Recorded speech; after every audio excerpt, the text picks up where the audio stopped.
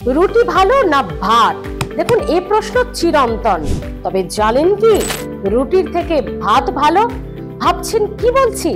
ঠিকই বলছি, পুরো ভিডিওটি দেখুন। হ্যাঁ, রুটি ভালো না ভাত, এই প্রশ্ন আমাদের চিরন্তন। বিশেষ করে যারা ডায়াবেটিক পেশেন্ট রয়েছেন তাদের কাছে তো এই প্রশ্নটা কোটি কোটি টাকার প্রশ্ন। অনেকেই ভাত ছেড়ে রুটি খাওয়া ধরেছেন, কিন্তু জানেন কি, পুষ্টিবিদরা বলছেন রুটির থেকে ভাত ভালো। কোন ভাত খাবেন সেটা হচ্ছে প্রশ্ন। তা বলে আপনাদের বাড়িতে আনা যে ফাইন রাইস বা একদম চকচকে সাদা চাল, সেই ভাত মোটেও ভালো নয়।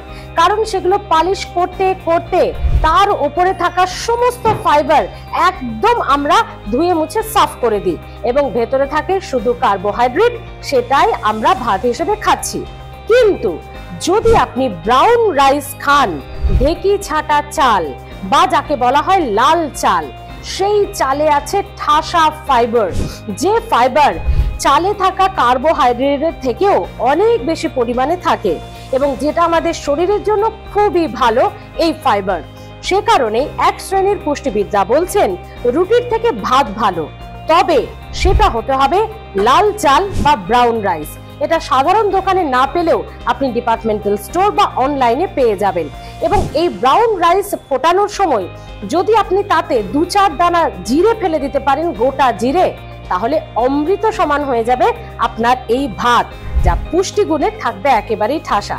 তবে হ্যাঁ, ভাত খাওয়া মানে ব্রাউন রাইস খাওয়া ভালো মানে এটা নয় আপনি প্রচুর পরিমাণে দিনে 3 থেকে 4 বার ব্রাউন রাইস খাচ্ছেন। কোনোটাই কিন্তু অত্যধিক পরিমাণে ভালো নয়, এটা আপনাকে মাথায় রাখতে হবে। আর সাধারণ মানুষ তারা এই আমার টিপসটা অবশ্যই কাজে লাগাতে পারেন। যারা বিভিন্ন রোগে ভুগছেন, যারা ডায়াবেটিক পেশেন্ট, তারা অবশ্যই নিজের চিকিৎসকের পরামর্শে এই টিপস অ্যাপ্লাই করতে পারেন। হেলথ প্লাসে আরো ভালো ভিডিও পেতে সাবস্ক্রাইব করে রাখুন, লাইক করে রাখুন। ভালো থাকবেন।